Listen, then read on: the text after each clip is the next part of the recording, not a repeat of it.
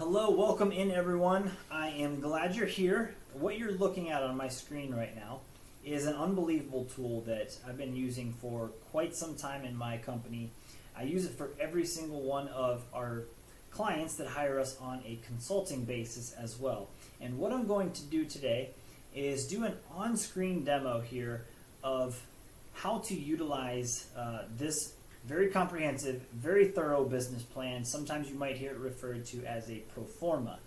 And each one of these tabs here that you see along the bottom they're interconnected. There are formulas built in to each one of these tabs that anytime, for example, a change is made to, say, operating costs or HR costs, maybe those costs increase, any other tab that is affected by that change will automatically update. And I will point that out once we get to those tabs and show you kind of what that does. And I have plugged in some numbers here. This is basically just an example. This is not a live pro forma, but I did plug in some numbers so that you guys can see how those numbers change and how they can be manipulated to control how much monthly expense you take on, where to allocate funds, and when it's time to grow and scale, and when it's okay to start hiring additional help. So what I'm going to do to start with here is we're going to go through our business drivers, aka this is just our product or service that will drive our revenue. And then what we'll do from there is cover, starting with marketing expenses, all of our expenses that we will add up and identify how much cash is leaving our account on a monthly basis. And then what we'll do from there is go to our growth and cash flow tab, and those two right there, you'll see how interconnected they are, and we will figure out how many units in terms of volume and at what price we need to sell our products or services in order to meet all of our expenses. So I'm going to start here at business drivers right here at the top and work my way down. Period begins April 1, 2023. I'll show you why that's relevant or how that is factored in for efficiency purposes on the cash flow tab once we get there. Initial investment, that's if you get a loan or maybe a small business loan, any type of outside funds that would be invested in you or the company for startup or hiring additional personnel, you would plug that in there, and that will also show up on the cash flow tab once we get there. I don't want to spend too much time on the rest of this. These are, just know that they are available and the formulas are plugged in so that if you do hire salespeople or you have to pay out commissions on a per unit basis, you would just plug in that commission here. I want to spend most of the time on this revenue section right here. So now, if you're just starting out, you're a brand new entrepreneur, I would highly recommend you just start out with one product, one target market, and master that first. Now, if you're already an established business, you've been doing this for a little while, you're a small business owner, I would say 2 is okay. Would not go above 3 until you have the support staff to handle that and take on any of the additional operating costs that come along with it. So here we have 2 products in this example. We have a course and we have consulting. And our course fee is going to be $2,500 per unit, and our consulting fee is going to be $6,000 per unit. Now, I also have here at the bottom some HR costs. We have payroll expense, we have health insurance expense. These are also plugged into formulas. You do want to account for these even if you don't have W-2 employees. Just kind of factor those in as a worst case scenario, which is what I do, because I don't have any W-2 employees right now, but I have in the past, and it's always good to factor those numbers in just in case that changes at some point during the year. That tells you how much money in monthly revenue needs to be set aside to account for those expenses that you have. Now that we've identified our products and services and the unit price that we will be selling those at, we're going to jump to our marketing expense tab. So what you see here is our advertising expenses, any capital or funds that are going to be used to make ourselves visible, whether it be YouTube ads, Google ads, Facebook ads, any print advertising, digital media, any billboards, TV ads or TV time. We're going to account for those funds or those expenditures here. This is different than what you might pay to a digital marketing consultant or someone that would be handling your digital marketing, social media management. We'll cover that in the HR costs, but not here. This is what we spend to get ourselves visible. I have plugged in here a total of $2,000 per month. Now let's go on to our operating costs, and what you see here, I have these categorized. I really advocate and strongly encourage you to itemize as much as you possibly can. I see a lot of people kind of jumble things together and they don't really identify or itemize what they're spending their money on, and so it then becomes difficult to monitor when a change might be needed or when funds that you're allocating to a specific part or department of your company, it's difficult to determine if that is worth the expenditure. So I like to itemize as much as possible just to keep tabs on where that money is going, what it's being spent on, and if that is generating any value in return. So here we have an admin cost, we have rent. Now these first three, rent, telephone, utilities, I have 0 plugged in because in this case, in this example, this is probably like a virtual, a virtual company, someone that works from home, doesn't have a physical office. So I don't have any expenses plugged in here, and you'll see how that affects the overall cash outlay on a monthly basis. Insurance, $1,000. This is on an annual basis, what you're looking at right here. And then I'll explain how those numbers fit in these columns. So let me work my way down here as well. Supplies, repairs, software subscriptions. We'll work our way down. You see these are just individual numbers, estimated numbers, of course. It's going to change depending on your business model, your software subscription, any types of other programs you might need to operate your business. And you'll see here that those are annual expenses. And then what we do here to allocate funds and to show that we have a grasp on our numbers, if we need to raise money, investors are going to ask, well, what does it cost you on a monthly basis for supplies or for repairs and maintenance, software subscriptions? What we do then is we work our way over and we take that annual total and we divide it by 12 months. So that gives us our $83 per month that we attribute to, we'll say, supplies. Now let's move down to travel, professional development costs. I know you all can read, but same deal here. We plug in our total annual estimated amount and then what the monthly fee or what the monthly strain on our cash flow would be from that expense. And then we have our miscellaneous costs. I don't have any plugged in here just for ease of the illustration. Now let's move on to our HR costs. And here in this example, we have 2 executives. So this is probably going to be like an LLC, and let's say there's 2 partners, A and B. Okay, and that A and B are both going to take a salary or a distribution from that company, and that's going to be roughly $65,000 a year in a salary, which equates to $5,417 per month. In terms of a distribution that they will be collecting. So again, we itemize as much as we possibly can. Here we have executives collecting a total of $130,000 per year, separated out to almost $11,000 per month. And then we have director of technology at a salary of $50K, $4,000 roughly per month. We have a marketing manager at $45,000. Again, separated out by the month, and we'll work our way down. Bookkeeper you can see, again, itemize as much as you can: support staff, customer service, admin support. And then this is where our payroll expense comes into play. So total gross wages, $280,000 per year that we're paying out in HR costs to pay personnel.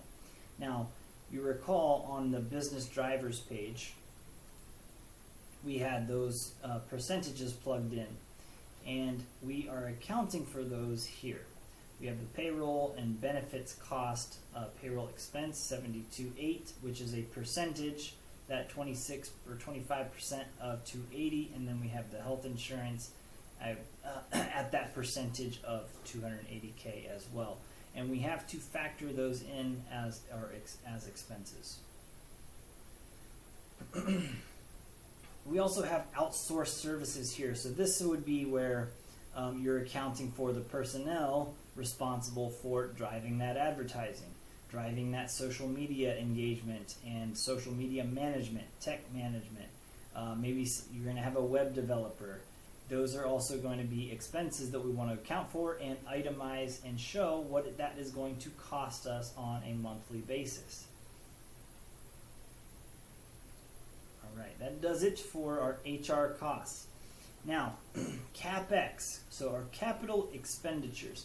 Now, you'll notice I don't have any capital expenditures plugged in on this tab, but what this is any purchases or expenditures of capital in order for maybe equipment to be purchased, desks, chairs, anything that you're going to use to operate your business on a daily or weekly, monthly basis, you're going to account for here. So again, desks, chairs, cameras, coffee machine, laptops, printers, anything that you're going to be spending out of pocket would be accounted for under the capital expenditure section here. Now, I'm not accounting for any here, but just know that this tab would be utilized and factored into our total use of proceeds. Now, this is basically a summary of all of these 4 tabs right here. All of these expenses that we've identified is summarized essentially in our use of proceeds tab, where we have everything itemized here on the left, and that monthly expense that we have separated out based on a 12-month total. And so every month we have a total of $34,525 leaving our operating account. So that means that we need to have a minimum of $34,525 worth of revenue generated on a monthly basis just to meet all of our expenses. Now, that leads me into the growth tab. And in the growth tab, here is where we start to identify our anticipated or our projected amount of closings or deals, sales for each of our business drivers. So recall, under our business drivers, we have a course that we're selling at $2,500, and we have consulting that we're selling at $6,000. So, under our growth tab, we have accounts and course sales. Now, starting in April, because you'll notice here, again, going back to the business drivers period begins April 1. You plug that number in, plug that date in, it will automatically populate here and reflect the appropriate dates. So you'll see that formula is plugged in right here. So anytime there's a change in this business driver section, it will automatically make that change here for you. Now, going back to the course sales, consulting sales, we're anticipating or projecting that we can close 14 sales of our course in April, 15 in May, 16 in June. So this is our anticipated growth rate based on that particular business driver or revenue driver. And so again, we take 14 units times $2,500 a unit, And then that gives us our total revenue from course fees. And in this case, we take this formula right here, you'll see up in this box, and that is our business driver times C15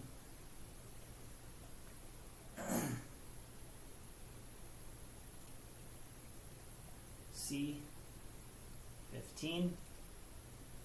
So you'll see here D8, which is D8 right here, times our business driver at C15, which I just showed you, is $2,500, and that's what gives us our $35K per month in total revenue. Now, same thing here, we do the exact same thing.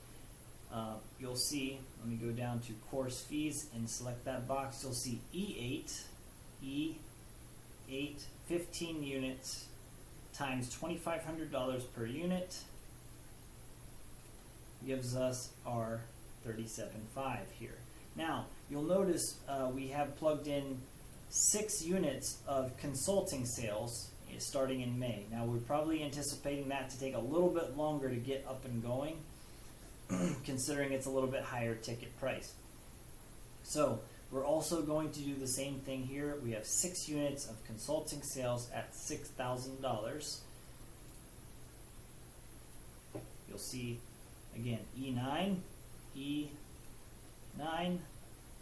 and then times the 6,000 under our business drivers C16, business drivers C16, 6 is $6,000. So there you go. We have $37.5 worth of course sales and $36,000 worth of consulting sales for a grand total that month of May of $73,500. Now, it carries on in the same fashion for each month. Now, what I'm going to do from here is go to the cash flow tab and show how that is calculated and factored in on the cash flow tab. So you'll notice under April, we're basically starting from 0. And here, revenue from accounts, we have 35, and let's check and make sure that that is accurate, and we know that it is 35 for the month of April.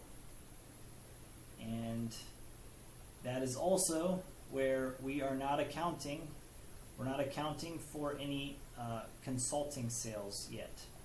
Now, what it does from here is it takes that total revenue per month, and then again, in terms of the cash flow statement, we're then going to subtract out all of our identified monthly expenses. As you recall, we identified $34,525 in total monthly expenses from our use of proceeds tab. 34,525 right there. So under our cash flow tab, we have our total monthly expenses. 35K minus our total monthly expenses leaves us with $475 left over. Now, let's go back to the top, starting in May, and $475 is the amount of money that we have cash on hand at the beginning of the month.